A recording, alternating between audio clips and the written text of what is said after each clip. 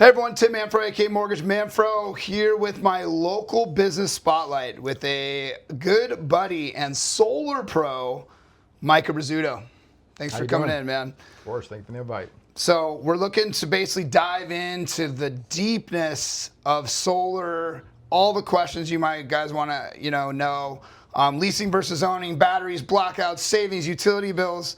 Talking about people that may have had bad experiences and how that might be different with you guys. But we first want to start with your story.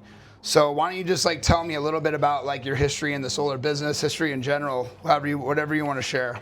Yeah, so I got into solar about 2015. Was in merchant services with Wells Fargo prior to that. And a buddy of mine and I were looking to get into some sort of new business. And so we had been introduced into solar through an old CEO of mine. Mm-hmm. And so started out as just a general business venture. And then after getting into it and just really working with homeowners, sitting down at kitchen tables and really walking people through how to save money and basically showing them how they can really put money back into their home, just kind of fell in love with the industry. And it just has kept growing since then. Nice. I mean, I think I personally worked with them and we're in a networking group together as well. And I just think you do it because you really love helping people in the end and seeing the benefits of solar and stuff. So what do you think has changed the most since you started? Maybe for you or maybe just in general, Yeah, I think two things have changed. I think one is the options, whether the leasing options or the ownership options. The loans and the leases have improved to homeowner benefit, to be more transparent, more simplistic. Mm-hmm. There's been changes in legislation and how the utility company works with homes with solar. Mm-hmm. And things like tax credits that have changed how we size the systems and what types of systems we're doing. Okay. And so I would say those are the two biggest things that have changed and in many ways have improved the industry since I first got into it. Okay. And what point did you kind of realize, we've all heard the horror stories, right? Yeah, sure. And I'm sure you hear them every day. I hear them being in the mortgage industry and all that stuff. What point, was it early on, did you realize that you were seeing people get treated or giving misinformation or how did that come together? Yeah, I think it's always been there. And you're going to see it in any industry. Yeah. I think a lot of it has to do with properly educating homeowners and giving them proper expectations. But when it comes to solar, sizing the system is incredibly important, meaning, do you have enough panels to produce what your home needs?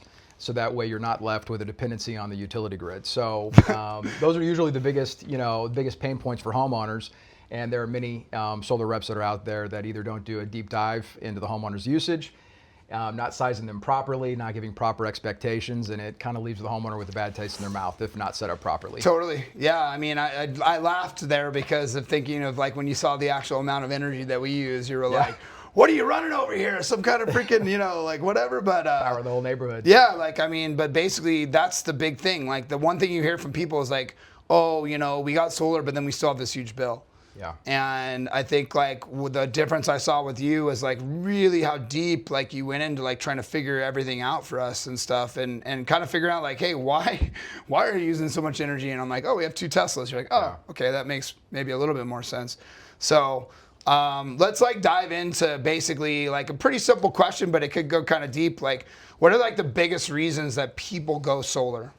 Yeah, I think primarily number one is the biggest reason is saving money. I mean, of course, right? That's going to be number one. Second to that is just really independence and predictability in what they pay for utilities. That's why we did it. For sure. Yeah. And right now with a lot of the areas, in this particular area, we deal with a lot of blackouts, and it's impacting more and more homes in California. And when you work from home, that can be, or have pets or kids or whatever. So huge impact. Yeah. So in addition to savings, it's being able to be independent from the grid. So if the grid goes down, your power doesn't skip a beat. Yeah. No, that was huge. But obviously the saving money and stuff too. And jokingly, Colleen, we just got our solars. So we've had 2 sets of solar. So we had the solar that we had for 12 years before I knew this guy. And then the most recent solar, which we'll talk a little bit more. But now our bills are really in the negative and stuff that we have it all set up that way. And I, Colleen says I love looking at it a little bit too much. I'm screw you, out on the app. Yeah. Yeah. But we were talking about this earlier before we started. How much has utility bills changed or maybe the cost for utilities changed over the past couple years? It's been significant. When I first got into solar, we were seeing rates increase between 5-6% per year. 2020 in California was a big change where we started seeing utility bills skyrocket anywhere between 6 to 18%. 18%. Is that wild. Yearly or just like they can do it as many times as they want, or how does that work? Yeah, they've been doing up to 3 rate increases per year since 2020. A lot of it had to do with the wildfires that really impacted the utility companies. A lot of it has to do with a significant increase in demand on the grid. Electric vehicles like you know, just more homes being built, the electrification of homes in California. We just have so much more power being consumed and not enough production, and so the further out you've got to produce power, you know, and ship it in, the more expensive that becomes. And one of the things that we're seeing is those trends that have caused high utility bills don't seem to be slowing down. And so from, you know, I mean, are we using less power? No. Not using less power. Yeah. So, you know, I think it would be fair to assume that utilities are going to continue to increase in California. I think maybe this is like, it could be a quick answer, but like what kind of homeowners benefit the most from solar? I mean, I think everyone can benefit on some level, but like, what are the people that you see, like, you sit down and you're like, oh yeah, like you're in that zone where it's like a no-brainer type thing? For sure. I mean, obviously it's going to be high users because the way the utility company bills is the more power you use or during peak hours of the day, the more expensive that becomes. So high users, whether you have a pool, an electric vehicle, or a combination of those things, you're paying so much in penalty rates that solar has a dramatic reduction in cost of power, right? So while a low user can still see benefit, right, they're not going to see as large a benefit as someone who is a high consumer. Yeah, and I don't know a ton about this, but just from my own personal experience, and correct me if I'm wrong, it's like you could use the same amount of energy, but if you use it at a certain time, it's more expensive, right, than it could be at other times. And then also, your energy could cost one amount, but then if you exceed a certain amount of energy at the same time, the price goes up for that energy. So yeah, time of use. Yeah, most homeowners in California are on a time of use system. So anything between 4 p.m. to 9 p.m. is at a significantly higher cost than the rest of the day. And so if you're a heavy user during those times, you're gonna get hit. You're gonna get hit hard. So is there anyone that shouldn't get solar? Yeah, it's a good question. I think that question comes up a lot. I think a couple of things. I think number one, if someone has immediate plans to move, it's probably better to hold off on that. If they have a bad or an old roof, it would be wise to fix the roof before you go solar. Yeah, that was fun. I've seen a lot of contractors in the state put solar up on old aging roofs, and it just can lend to additional cost down the line. So yeah, I mean, that's something that some people don't talk about, or maybe I'd never heard before. Like, there's a cost to take the panels off. There is. It's not cheap. It's so you got to pay to get that off. So essentially, like, the reason that the solar companies are checking the roofs out is because they know that, like, if the roof's only going to last a year, well, the solar panels are designed to last 30 years or more. That's right. Like, you got to have a roof that's going to last a certain amount of time for it to make sense, because there's going to be a cost most times associated with taking the panels off, fixing the roof, and putting them back on. That's exactly right. So I think that's a good point. Anything else on that? I would say those are the two biggest indicators. So bad roof or moving soon? Yeah, I would say those are the two biggest indicators. Okay. All right, cool. I like that. So let's talk about, like, we touched on this a little bit, and this was one of the reasons that Colleen and I got solar, was because of the blackouts, right, and the batteries that are connected to it. So when I got solar, I bought the solar system, and that was 12 years ago or whatever it was, and the batteries were like very, very expensive, if they were even available at that time. I don't even know if it was like on the radar at that time. And then as time's gone on, the batteries have became more of a thing. So why don't you, like, first explain, like, what batteries are and how they work and what they do, and then we'll dive into some questions and stuff. So Sure. Yeah, historically at batteries, what's happening is the solar is producing the power for the house first. There's always going to be more production that's happening during the day than the house is going to consume. Because the sun's out, yeah. That's right. So that power's got to go someplace. So it's naturally going to go back to the utility company. So that battery is storing that excess power before sending it back to the utility company.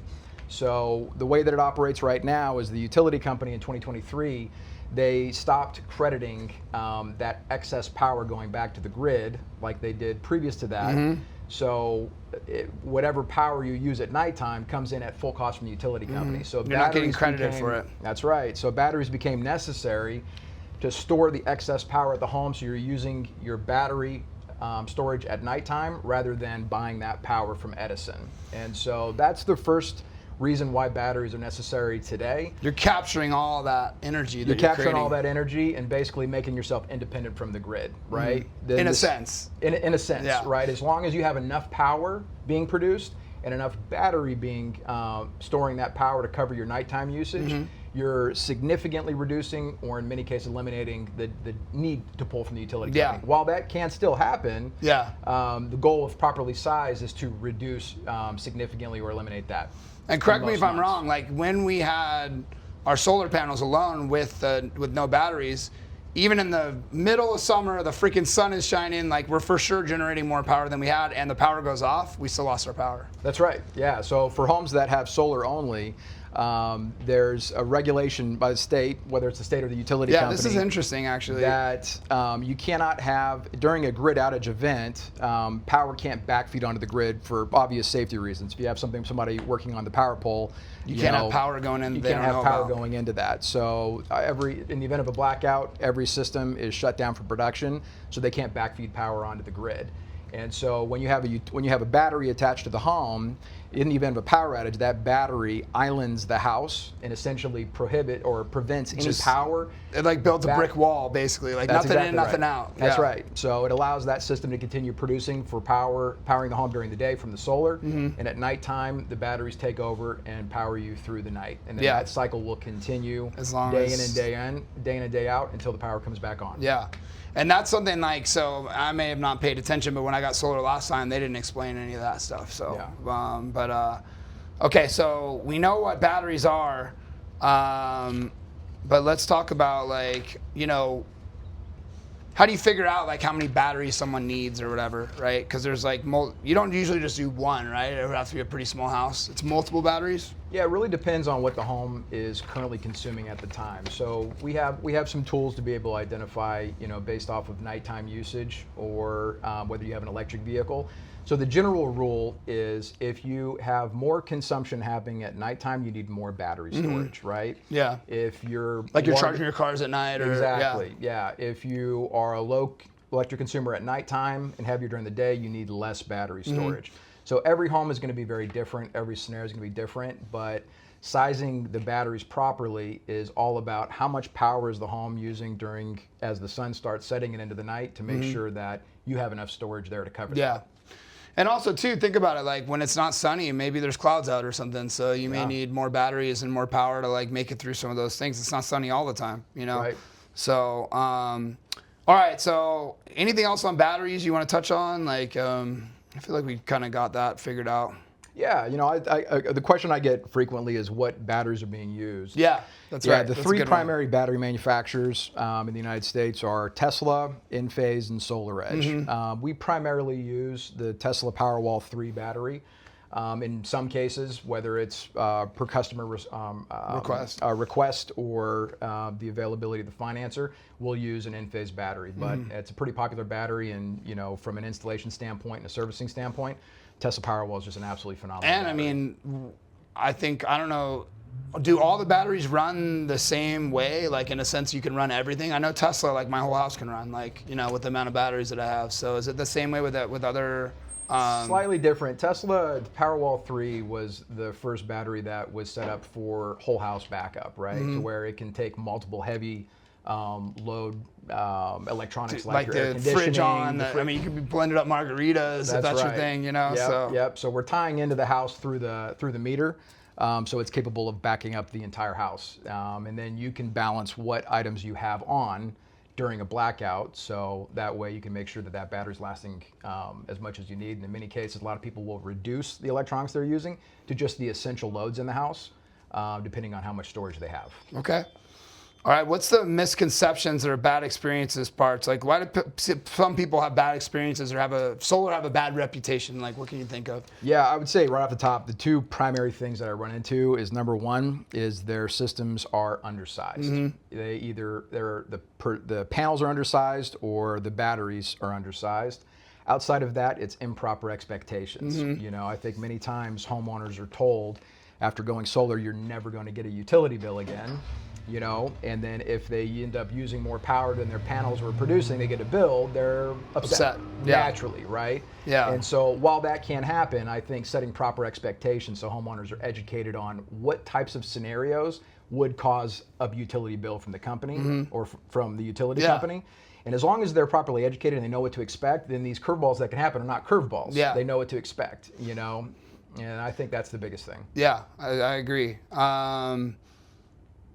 You know, you kind of touched on it a little bit, but the surprise utility bills just come from improper sizing, mostly. Yeah. I think that, you know, I think a lot of people, there's an assumption that the utility company looks at solar negatively in the sense that they're just charging for, you know, power anytime.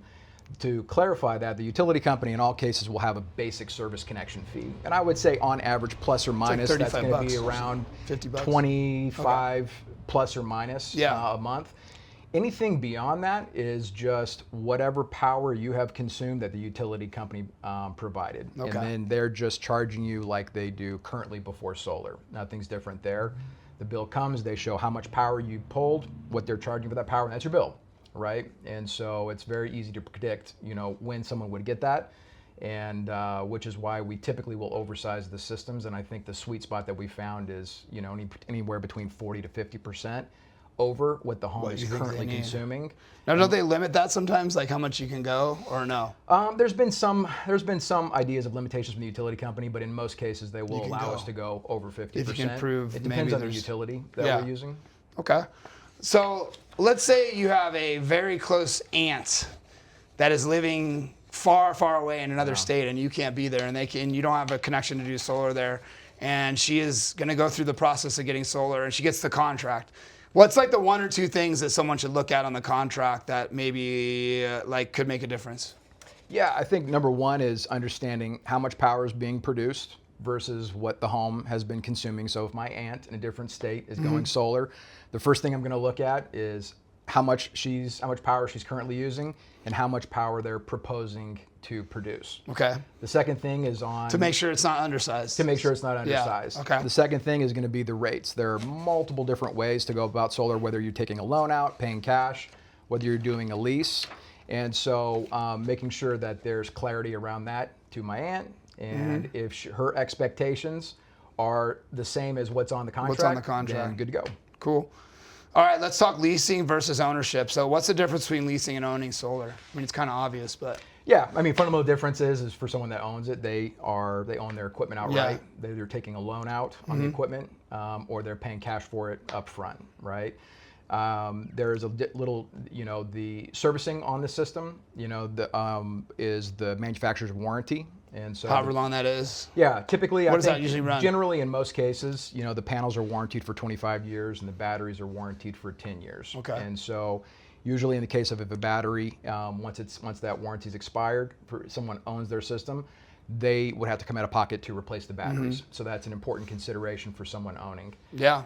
Leasing, which ain't cheap, right? Which is not cheap. What does a battery run generally? I would say generally right now, plus or 15? minus around anywhere between 11 to 14,000. Okay, you know, it's a big chunk of change if you got a couple batteries. So. Yeah. Well, the other factor is you know, as we've seen battery prices come down significantly in the last few years. They may be cheaper in the future, but you never know.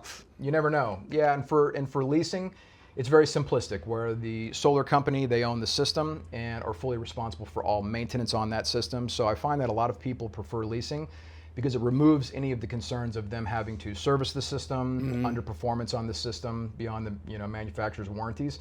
So basically what they're doing is just guaranteeing what they pay for power without any responsibility for the equipment. And I think a lot of people like that. Yeah. And I mean, that for me was the reason that we chose to lease is that the power purchase agreement is leasing, right? Yes. Yeah. Okay. So let's talk about that. So when you do a power purchase agreement, on the leasing side, like you buy it. The cost of the machine or the panels and the batteries is X amount of dollars, whatever it is, 30 grand, 50 grand, whatever it is. The power purchase agreement is a little different. There's multiple different ways you can structure it. So why don't you just like kind of dive into that a little bit? On the power purchase agreement? Yeah. For sure. Yeah, so there's a few different options. There's essentially either the power purchase agreement is how it's structured is you're paying a price per kilowatt hour or a rate similar to how the utility company charges right now. Yep. So as an example, on average, most homes in California without discounts are paying, or in Edison territory, are paying roughly about 38 cents for every kilowatt hour or unit of power. When you're using a power purchase agreement, you're buying power the same way. For X. It's just at a much lower rate. Yeah. And that rate is protected. So there are two different options. Either one, where that rate starts significantly lower and it gradually increases around 3% That's the one we per year. chose, yeah. Or you choose a little bit of a higher rate that is fixed and never changes. And so it really just depends on preference and long-term goals of which option is going to be better for that homeowner. But there's no wrong way to go about it. It just is important to make sure that it aligns with the goals for the homeowner. The goals and scenario. Yeah. And I mean, just so people understand, like, so essentially the company is coming and putting solar on your house. They're paying for the units and all the different things that are required. And then that solar generates power, and then you purchase that power back from, am I explaining that correctly? Or from the solar company? Yeah. Yeah, that's right. Yeah. So the solar company is essentially, it's the same model as the utility company. Yeah. The solar company provides the equipment at They're their using your expense. roof to grab the sun. Yep. So they provide the equipment, they're responsible for that equipment, and what they're doing is charging you for that power. So it's the same relationship that you have with the utility company. It's just that the cost of that power is significantly cheaper because they're making it for you right on your roof. Yeah. So there's nothing to deliver. And if there's extra power, does that somehow go to them or no? Yes. Okay. So if the systems generate extra power, then they benefit that way too. No, that any excess power that goes back to the utility company, and there's no real credits on that. Gotcha. Yeah, the benefit for the solar company is selling you the power that they're producing on your roof. Okay, cool. That's their profitability. Right on. All right, so let's talk about like your process, because I really enjoyed your process. You came here, and I'm a pretty easy sale, honestly. Is for being a guy in sales, I don't really like. I'm just like, oh yeah, I like you, like let's do this, and you're like, no man, we got to go over this stuff. I'm like, oh, where do I sign? You know. Yeah. But like, let's talk about like what makes your process different than some other solar people or just salespeople in general. Yeah, I think, experiencing a lot of homeowners that have, had improper expectations and improperly sized. The first thing that I'm going to do is a discovery. You really understand how much power you're using. We dug into that right now. The other thing is what could change, right? Is there anything in the future that could cause an increase or decrease in power that we need to plan for now, right? And then really looking at the different options and making sure that you understand the relationship with solar and the utility company, what you could expect with that. Looking at the various options once we had narrowed it down to a lease, and making sure that, expectations were really clear. So I think the biggest thing for me is making sure that homeowners are educated on how it works, what happens, if there's not enough power, you use more in the future, and make sure that you feel educated and comfortable that we've sized the system properly, that you're a part of that, rather than me just telling you this is what you need. Yeah, I like that. Well, let's, I mean, this has been very educational and informative. I feel like we've touched all the parts of solar that I'm interested in. One last thing, like, because I'm a mortgage person and we deal with this all the time, when you sell your house, what happens? Yeah, good question. So it's a difference between whether you lease or whether you own, right? Typically, if someone owns it, whether they had paid cash or they're taking a loan out, it's like a part of the house, right? It's part of the house, right? And a lot of times they'll just pay off the remaining balance and sell the home with solar, free and clear. For a lease, it's a very simplistic process.